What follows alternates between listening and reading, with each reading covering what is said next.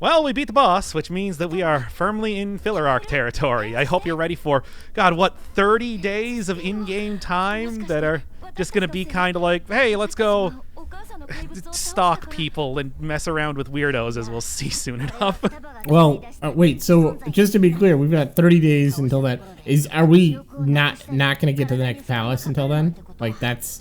Well, no, we're finished with the palace, but you got to remember that there's always the recovery time that happens. I know, but I mean until in the next palace. Like, the next palace is going to be in 30 days, right? Oh, if only. But that's just when the plot line starts. we gotta take it up, abandon it, get blackmailed. Mm-hmm. Oh, that's right, yeah. Kind of like meander about, asking a couple people some questions before trying to give up again. Mm-hmm. But dude, we got an entire process to go through. How can we? Yeah, how can we just get into the story? I mean, that would be absurd. Oh God, yeah. Could you imagine things happening in a video game? Well, I gotta say, I like Hades, but this is my game of the year. I know it came out a few years ago, but I just feel like the plot and the gameplay should be so completely divorced from one another that we should take explicitly months off from the gameplay to focus on the plot, which isn't even very interesting.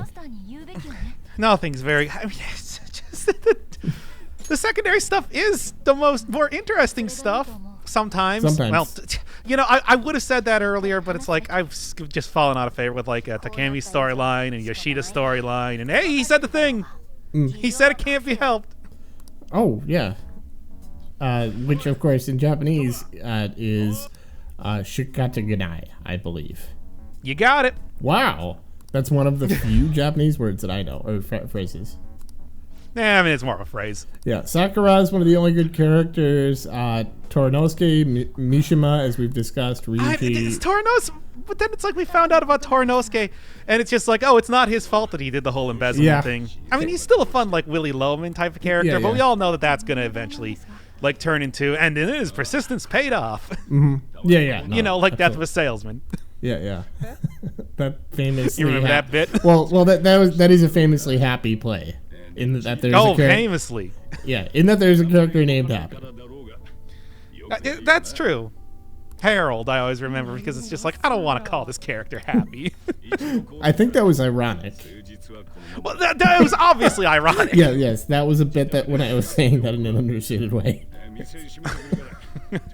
Well, anyway, so despite the fact that we didn't actually destroy Futaba's palace, I mean, it got destroyed. Whatever, she's still unconscious. I mean, she certainly does not take after her mother being, extremely muscular and also a sphinx. What is that poster building for? Is that for a real, game or movie or something? Do you see that in the background? I mean, it looks like some sort of Sentai, but I would certainly not know if it was real. Maybe it's a reference to, something else. I wonder if it's the Steel Samurai from Ace Attorney, maybe? I don't know. Probably not. I got no idea. Okay. It's not Capcom. This is a Sega game. By the way, it would probably be some Sega or something that Atlas made prior to this. Although I don't think that... Were they... This was definitely worked on before they were bought out by Sega. So... Your guess is whatever. Okay, but anyway... We're waiting. But I want to point out they did a good job, unusually good job, with designing her room. That really looks like, a hacker girl. Like a teenage girl, her poster, nerd kind of shit. And I always refer to it as her trash den in the transcripts. Yeah, that is a really realistic lived space. Yeah. Unfortunately, it's like maybe we could at least take out her bags of trash or something while she's unconscious. I don't know. We could do her a solid there. Mm-hmm. Also, this is the first time I'm listening to you talking on headphones, and for some reason, the longer that I'm listening to you, the louder you get. I don't know why that is. I don't know. It's like I occasionally have to go in and reset the settings. Start exploding my eardrums. Okay, well, sorry about that. I have been doing some voice training. It's not your fault. I don't know how to use. I've had this I've had like a separate speaker for a while because I was using a different monitor, and I usually don't like wearing headphones. Whatever. This is all very boring. Yeah. Well, I've been doing some throat singing exercises, and it's been helping me build like that low end, that just like crisp low end that hopefully you're hearing. And if you're not, well, then it's just a waste. You're just taking my word for it. A rounder, softer volume. Yeah, I've been trying to come up with a character. Like, you've got your smooth jazz DJ. I'm working on like a James Earl Jones type. Yeah, you took out the smooth jazz DJ and not like, I don't know, the ASMR goblin, eh? I don't know what that is. This is too. Don't worry, he's dead. This is too deep a cut for me. Anyway, nothing's happening in this game except Makoto and Joker are in the red light district in Tokyo, and they're judging everyone. Oh yeah, like straight up. Let's talk about that for a second. Where it's just like okay, let's start one. Why even introduce the whole website thing if we're never going to use it for anything? Like, it should be a running joke at this point how useless it is, except it's not a joke. They just ignore it. Like, it's So anyway, instead what we decided to do was, instead of like making some sort of concerted effort to make a difference, it's very easy to check if somebody has a palace, for example. We've seen this before. We're just going to go around in Shinjuku to basically stalk somebody. Because, if you're in the seedy part of town, quote-unquote seedy part of town, I don't really think Shinjuku's that bad. I guess as far as I know. But we're just going to go skulk around stalking people in the seedy part of town with the assumption that they're probably just bad guys that are doing evil things. Yeah. Real judgmental assholes. It's like... and besides, it's just like we did see a whole bunch of people, including like that one host of a club that's trying to coerce apparently like 16-year-old girls into stripping, but not good enough. Also, is it established that the Najimas are well off? I feel like they are. Like, when we only see a few shots of their apartment, but it seems like they're relatively wealthy. They're living in like a really nice apartment. No idea. It's hard to I don't know. I don't know enough about like class in Japan to say. She looks like she's definitely dressed a little bit classier than, literally classy is in nature. Certainly in the English voice acting, they gave her a very preppy voice, but I don't know. She's the class rep. Her sister is like this, famous. Is she like a famous detective or just like a high-ranking detective? I would say star detective. Goro's a famous detective. Okay, yeah. So kind of like stalk one of our classmates. Like the chief investigator in the police department. Yeah. She's like, the best one on the squad or whatever. Yeah. And she's definitely... It's like we're going after her. Because it does make sense that maybe she would be like a judgmental person. Like, it might be true to life. But why am I going along with this?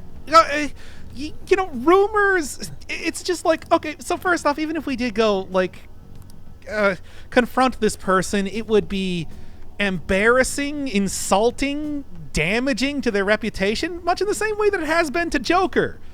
But they don't care. Well, yeah, and it's also like, just they're going around judging people. It's kind of gross. It's so absurd that it's just like, it's only...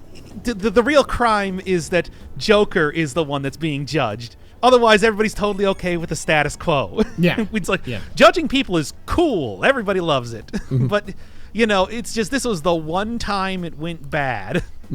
Also, I want to point out, this is like a really good opportunity. Like, this is where the silent protagonist thing really bites you in the ass. Because you can't have your characters make commentary as like, oh, you're this intelligent person. You're supposed to be like a reasonably intelligent person, sensitive and stuff, like, so that you have all this charisma and stuff. And you don't have anything to say about this. You don't have anything to say about somebody going to the red light district. We talked about this like way back in one of Ryuji's storylines, where it's just like the main character could easily talk about his own experiences, trying to do the right thing but fucking up or whatever, but you can't. Yeah. They don't have any, like, The problem is he can't have convincing dialogue. Like, the protagonist cannot have convincing dialogue. Unless he can fit it in a single line. Yeah, and dialogue, it sells characters. So... Yeah, well, again, it's just like, that's one of those things where I do think that it is a personal preference. Also, Phantom Thieves have never made any sort of announcement ever for anything. Uh-huh. It's like, the Phantom Thieves haven't made an announcement yet. It's like, they never make an announcement. The only unless they're throwing down a calling card. Mm-hmm.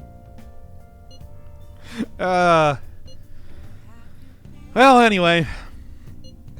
Yeah, there are a whole lot of different minor plot lines that are going to be coming up here, and all kind of terrible. So understand why you guys feel nervous. Prepare for that. Have to wait for now. I mean, I'll say this right now. It's like, unlike some of the other plot lines that I've been going through, I don't think we're going to be seeing too much more of Makoto, except for the other optional sections that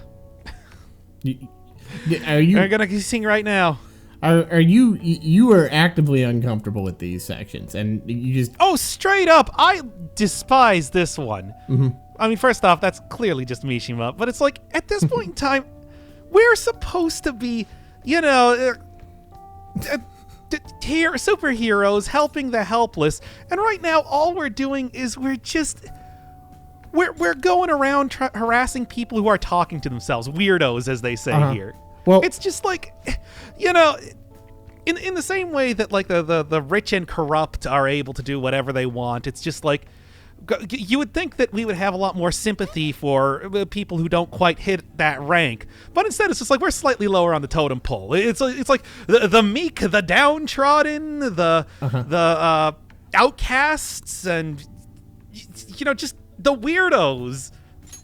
Fuck them. They're all on the Phantom Thieves list because they're probably criminals. Yeah, and Mishima, this is another good example. I was thinking about what you said, where Mishima would be a better protagonist because he's ridiculous in plot, but he's just like, okay, he talks to himself. He's got some quirks. He's got some personality. He's got some flaws. And it's just like, okay, look, I want to know more about Mishima. I don't want to know anything more about Joker. How about Makoto? You lose your judgmental attitude and you go out with Mishima. It's like, this is your meet cute. Dump the Joker. Dump the whole Phantom Thieves premise. We're going to have a little visual novel with Mishima as the protagonist. And we're just going to... But I like the actual gameplay. It would be more compelling. I don't even... they can shoehorn it in so he becomes like... He gets the persona power or whatever. He's able to go into the palaces. Look, you could do it right now. Pivot. Oh, nope. Never. Never, ever. Oh, also, hey, it's Yusuke. Hey, Yusuke, did you know that because you were talking to yourself, we were going to stalk you and try to fuck up your brain? Mm-hmm. Yeah, we were going to do that. But now that we know it's you, it's fine. Mm-hmm. And honestly, Yusuke is weird. This is just like... They're just like out here stroking their own egos. They're megalomaniacs, just trying to go and use their power to attack people that, again, you just described as weirdos. Yeah, they're weirdos, so they're just like, oh yeah, they're subhuman. Like, why don't we just Yeah, it's them? like, I feel like this game is personally insulting to me here at this point. Like, we're both very weird people. Like, but these protagonists aren't they're aggressively trying to be normal, but they don't ever do anything. Like, they don't do anything interesting. They're not interesting, even business people or something. Like, they're not making deals happen or something. Just something simple as that. They're not curing cancer. They were given these superpowers. And now they're like, okay, well, why don't we make let's go after weirdos? It's like, well, yeah. What are you doing? You goddamn it's kids. just so shitty. It's it just feels like the main character is supposed to be, again, an outsider type of character because he was too virtuous. Yeah, exactly. And it's like, they have no sympathy for anybody like that. Yeah, exactly. No empathy. I guess sympathy maybe. Mm-hmm. Well, they only have empathy for people who turn out to be absolutely perfectly virtuous also. Oh, yeah. if they personally know them. Uh-huh. And anyone else is irredeemably evil. Like, there's no in between. Yeah. It's like, and that's true though too. It's like, you remember we were just walking around with Makoto in Shinjuku, and everybody was like, you know, trying to creep on her. Mm-hmm. The main characters do it. It's okay though. Yeah, literally. Main characters do tan. That's funny you say that, because it's like literally we've seen like two prominent scenes where both Yusuke and, God bless him, Ryuji were creeping on the main character. It's just like and there's been so many examples of Makoto. Yusuke creeping on Anne. Yeah. And like, I hate this game so much. I guess what it all comes down to is just like, this game is still, like, we've gone over the fact that it's just like these guys are neglectful, selfish, lazy. Mm-hmm. And it's like there's still more things that are coming up that just like making them worse and worse in my eyes. Yeah. It's just like, what if we have an arc where they like hid an old man for no reason? Could we have an arc like that? Where they're just I've described them before as just like, these guys would be, you know, the rival group of heroes that actually turns out to be like a bunch of self-interested, you know, selfish assholes in like a normal superhero story, except they're the protagonists. I want to hear more about MedJet. I'm sure they're like actually interesting, dynamic people, because they're like, oh yeah, well, we're like 45, you know, we've seen some shit. We've been, you know, a hacker for 20 years, but I did go to a federal prison one time. Yeah, no, it was rough. Oh boy, wouldn't that be something? Instead, they just literally exist to oppose the main characters, and they don't really have too much of any other character outside of that. It's weird because, I mean, they can't, because also, yeah, just, you know, you're just gonna throw casual domestic abuse in here. Why the fuck not? Mm-hmm. Mm-hmm. A second ago, we were just over targeting weirdos. It's just like, we gotta be reminded that it's like, oh right, this game also throws in like also very heavy subjects at the same time, yeah, with the exact same amount of like tact. Mm-hmm. Would you just say none? But yeah, it doesn't even. I would say absolutely none, because you see where this is going, right? Not really, but it's gonna be a battle between the Phantom Thief's ability to steal hearts versus a fortune teller, where the battleground is domestic abuse. Oh. Proving which one is superior.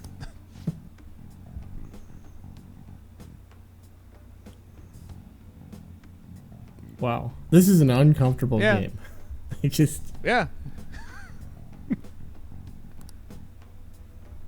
Yeah. Like, yeah. Mm-hmm. Like, oh, okay, Persona. Like, I'm a little bit speechless. I don't know. Like, I was skimming through this transcript and I didn't even... Yeah, this is rough. Yeah, we're watching a fortune teller, you know, knowingly cheat a woman out of money by using her domestic abuse situation at home as an excuse for that. Yeah, and it's like, I mean, like, how does everyone in this situation except for the victim, like, come off as unsympathetic? Like, is that how they approach writing a scene? Is just like, oh yeah, how do we make everyone look horrible and not in an interesting way? Just people exploiting each other. I mean, they had to.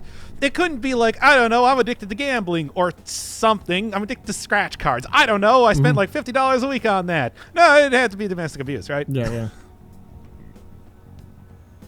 Yeah. Ooh. I guess.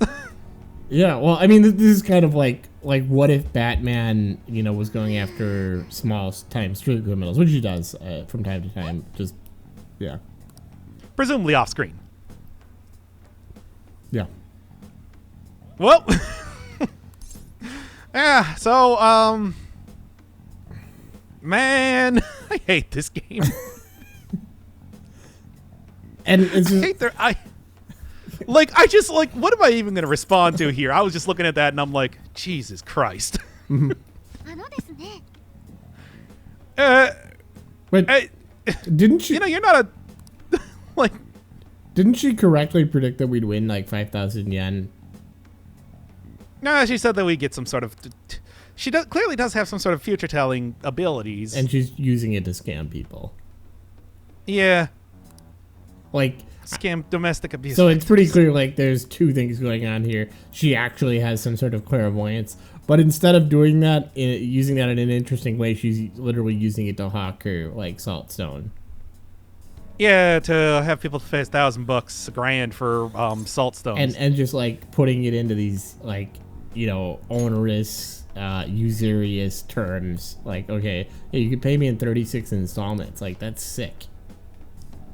Yeah, and why did they choose such a terrible situation to make this plot around? And also, I mean, either one of those is just like so over the top. You see, like, look at this. Like I said, this is the whole like battleground between fortune teller, and it's just like, why this? It just feels like, well, it's melodrama. It's just like, well, we gotta create conflict, so let's have somebody be a cheater, someone be a scammer, and you gotta change things. Yeah. God. Well, hey, I guess we're gonna go solve that soon enough. I mean, the thing where you're changing someone's heart to solve like a small time problem isn't inherently inoffensive. The really none of this is inherently offensive. It's just so lackluster, as like clearly it just feels like contrived in a way that, like, I mean, all storytelling is contrived to some extent, but it just feels really just like, okay, let's make everyone a terrible person so that you have to come in and swoop in and be the hero. Not, why don't we make relatable characters with interesting problems?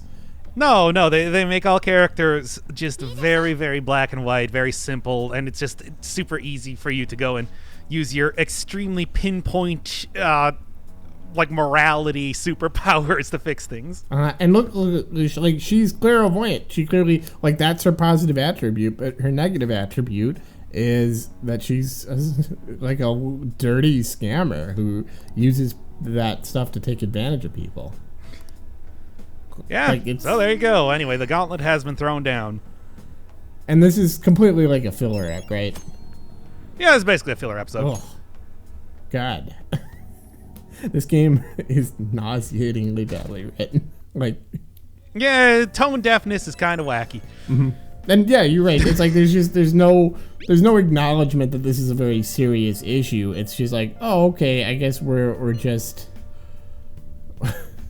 No, it feels like it would be some sort of like a super dark joke or something like that. But I don't think it's supposed to.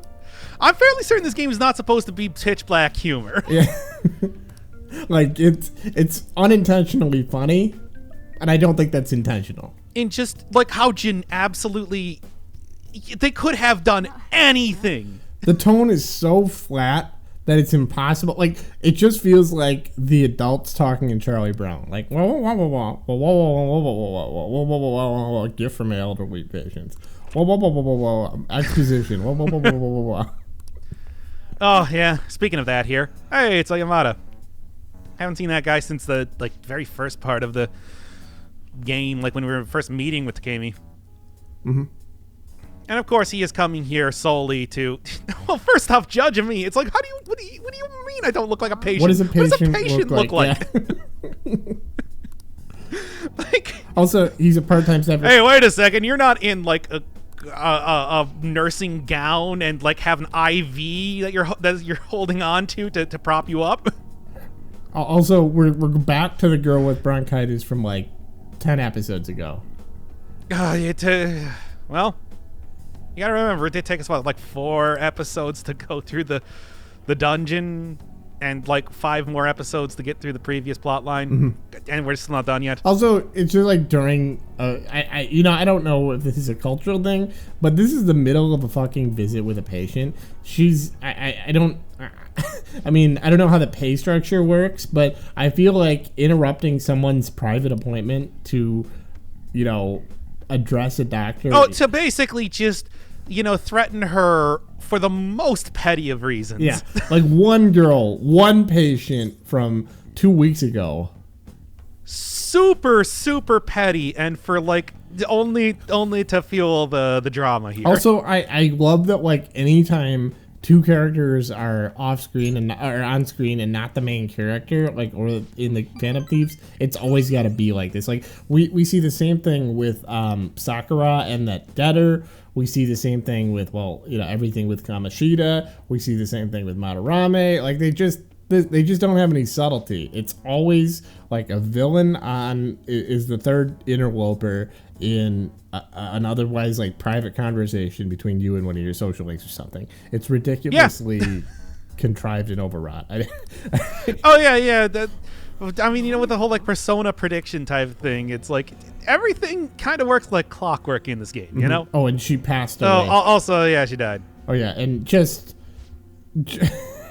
Also, I'm so happy to torture you here, Takemi. That's a real reason I came in. And it's just like, oh, somebody died. Time to go torture Takemi. And it's like, oh, by the way, we're not gonna have any gravitas about that. She died, and we're just gonna say it's just a way to mock. It's just a way to mock Takemi. Yeah, it's like yeah. Like he isn't even subtle about it. He's actually laughing about it. Like I was skipping down the street. I was so happy that girl died just so I could torture you with knowledge. Yeah. This is my character. And your character is absolutely just silent throughout this whole thing, just watching it all happen. Yeah. Maybe saying one thing. He is still the mannequin. Wearing a T-shirt that says "Hero" on it. He always has been. I mean, and yeah, just like the it's weird because he's drawn so elaborately, but like there's nothing behind those eyes. It's literally just like I mean, he might as well just like that. When his glasses are obscured, that's more honest because that's what making eye contact with him would feel like. Like, okay, I'm just talking to this cipher.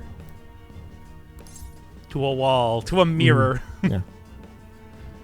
I mean, well, that's the easiest way to get points with your social links on what they want to hear. So I think I'm actually going to play Persona 4 on another note. Because I okay. I need to know if it's better than this. It must be better than this. It at least has a lower key stakes in terms of its plot line being more of a murder mystery. Also, this is a good example. Like they're trying to do cutesy tone. Like that with calling him a guinea pig. Oh, that's kind of cute. And it's just like, but it doesn't come off as cute because the characters are so flat. Their affect is so flat. I don't know. Yeah, she's mean. Yeah. And a bad doctor. She's sure. Also, she's mean. Hey, don't you remember when she dressed up in that spiderweb skirt? Oh yeah, that's right. That was good. Yeah, that was something. Well, anyway. I guess we're going to have to see where this plot line's going now. It's all just so melodramatic. I can't... that Oh, yeah. But, I mean, do you expect it to get better over time? I mean, it's not impossible, but every episode it becomes less and less likely. Yes. I mean, we only have like another 40 episodes left. Why do the Phantom Thieves need to do something about this? It's like, you know how terrorist groups work. I say this every single time, but it's just like, God, it's so stupid. Again, it's just like... Let's ignore that would be the appropriate thing. Also, everyone in the world is talking about private company data being leaked. Like, that's real. Yes, private company co. Yeah. Well, anyway. Next time, nothing will also happen. More of the same.